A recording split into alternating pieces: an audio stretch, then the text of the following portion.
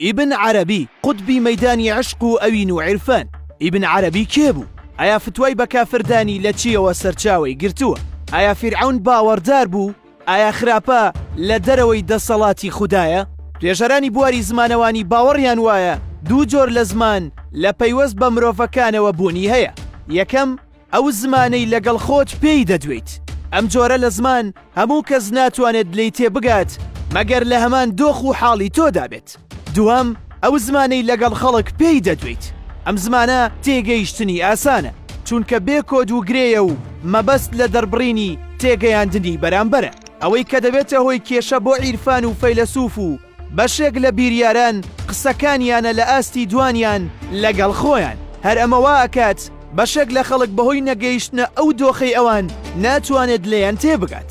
بۆیە بەردەوام توانجیان هێرشیان ئەکرێتە سەر. مەحیەدین محەممەد کوڕی عەلی کوڕی محەممەد عەرەبی تایی حاتەمی ئەندەلوسیە.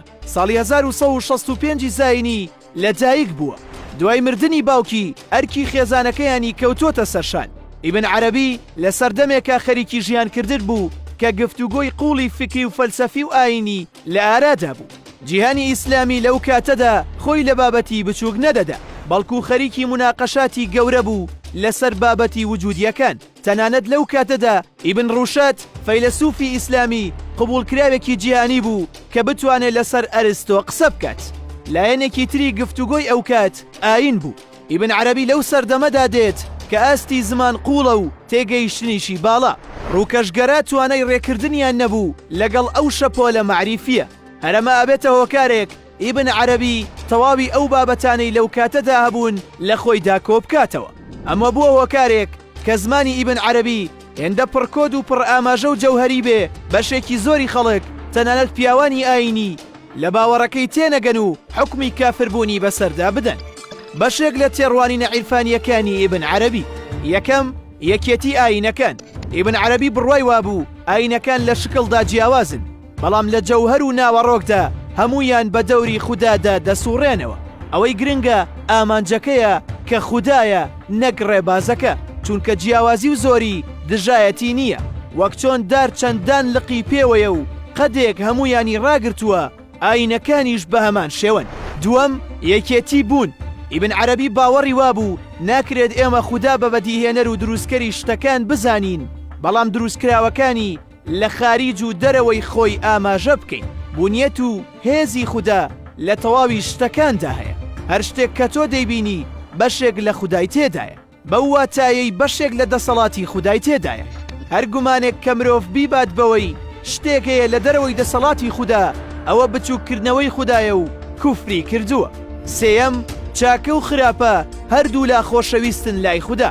ئەم باوەڕی ئیبن عەرەبی گەر بە زاهیری لی بڕوانیت کوفرە بەڵام گەر بە زمانی جەوهەر سەیری بکەی سەری لە ئیمانەوە دەردەچێت. چونکە ئیبن عەرەبی باوەڕی وایە خراپە لە دەسەڵاتی خوددا گەورەتر نییە تا نەتوانێت بیگۆڕێ بە چاکە بەڵکو ئەوە بە خۆشەویستیەوەیە هەردووکیانی دروست کردووە و لە هەردووکیاندا شوێنکاری خۆشەویستی خۆی دەبینێ. مرۆڤایەتی گەر خراپە بکاتە دەرەوەی دەسەڵاتی خوددا ئەوا دەکەوێتە کوفرەوە چونکە هیچ شتێک نییە بکەوێتە دەرەوەی دەسەڵاتی دروستکرد. چوارەم باوەڕداربوونی فیرعەون. ئیبن عەرەبی لەسەر ئەم بۆچوونەی کەوتە بەرهێرشی گەورەی تەشریعیەکان و ئەهلی فتوە بەڵام ئەو بۆ ئەو قسەیەی دەیوت مادام لە ئاینی ئیسلامدا هەیە کە تۆبەی هەر کەسێک بە مەرجێک نەگەڕێتەوە سەری لێخۆشببوونی بەدواوەیە و ئەوە ئەو کەسە باوەڕدارە و خوددا خراپیەکانی بۆ دەگێڕێتەوە بۆ چاکە. ئێمەش لە چیرۆکەکەدا ئەوە دەزانین کە فیرعەون کۆتا لە حەزەکانی ژیانی پەشیمان بوونەوەی خۆی ڕاگەیاند. بەم کردارەی ئەو مەرجەی شەرعیەتی تێدایە کە خراپیەکانی بگۆڕێت بۆ چاکە و لە داهاتوودا ڕێگەی بەرەو بەهەشت بگرێ. پێنجەم وەحی تەنها بۆ پێغەمبەران نەهاتووە بەڵکو وەلیەکانیش خاوەنی بەشێک لەو زانینە ئیلاهیە بوون. زۆرجار ئەوەی هەندێک لە وەلیەکان زانیویانە پێغەمبەران نەیانزانیوە. ئیبن عەرەبی بۆ ئەمە چیرۆکی پێغەمبەر موسا دەهێنێتەوە لەگەڵ کەسیەتی خزر. ئەویش کاتێک بەیەکەوە لە ناو کەشتیەکدا دەبن. خزر لە ناوەڕاستی ئاوەکە کونێک دەکاتە کەشتیەکە. پێغەمبەر موسا ناتوانێت خۆی بگرێت و ئەو کارە بەهەڵە دەزانێت. بەڵام دواتر خزر بۆی ڕوون دەکاتەوە کە لەو بەری ئاوەکە دەسەڵاتداری ئەو ناوچەیە فەرمانی کردووە کەشتیە نوێکان دەستیان بەسەردا بگیرێت. منیش ئەو کارم کرد تا ئەو کەسە کەشتیەکەی لا بمێنێتەوە و بتوانێت کاری خۆی پێ بکات. لە دواتردا دوو چیرۆکی تری هاوشێوە ڕوودەدەن. ئەمە سەلمێنەری ئەوەیە زۆر جار ئەوەی وەلی خوددا دەیزانێ پێغەمبەران نایزانن. شەشەم لە دایکبوونی عیسای مەسیح. ئیبن عەرەبی بڕوای وایە عیسا هەناسەیەکی خوددایە. پیتەکان لە ڕێگەی هەواوە دروست دەبن. ئەمە پیتەکان بوون کە توانیویانە وشەی ببە پێک بهێنن کە سەرچاوەکەی بوونە. ئیبن عەرەبی لێرەدا دەروازە بۆ زانستێک دەکاتەوە بە ناوی زانستی پیتەکان. پیتەکان لای ئەو لە هەواوە دروست دەبن و دواتریش وشەیان لێ پێک دێت. ئەوە وشەکانن بەمانە قوڵەکانیان بوونیان لەسەر بنیات نراوە. حوتەم پێغەمبەر تەنها کەسایەتیەک نییە لە ناو مێژوودا. ئیبن عەرەبی باوەڕی بەوە هەیە کە پێغەمبەران تەنها لە مێژوودا ناژین، بەڵکو ئەوان بەشێکن لە مەعریفەیەکی نەمرو لە ناوماندا دەژین و تەحەکوم بە زۆر شتەوە دەکەن. ئیبن عەرەبی باوەڕی وابوو خوددا خۆی لە دروستکراوەکانیدا نیشانی دەدات، چونکە ئەساس و بنەڕەتی دروستکردنی شتەکان بۆ ئەوە بووە بە خوددا خۆی لەو ڕێگەیەوە نیشان بدات. لە هەر شتێکیشدا نەتوانرێ ئەو ببینی تۆ لە کوفرێکی گەورە دایت. هەرچی پەیوەستی خۆشەویستیە ئیبن عەرەبی باوەڕی وایە بەدەر لە خۆشەویستی هەمووشت بەتاڵە، چونکە ئەو خۆشەویستیەیە بوونی لەسەر بنیاد نراوە. بۆیە دەیوت تاکە ئاینی من خۆشەویستیە و خۆشەویستی منیش بۆ خودای بێسنوورە و خاڵی کۆتایی نییە. بەشێکی تر لە بۆچوونی ئیبن عەرەبی کە نەیارەکانی دژی بوون ئەو قسەی بوو کە ئەیوت دوعاکردن کوفرە.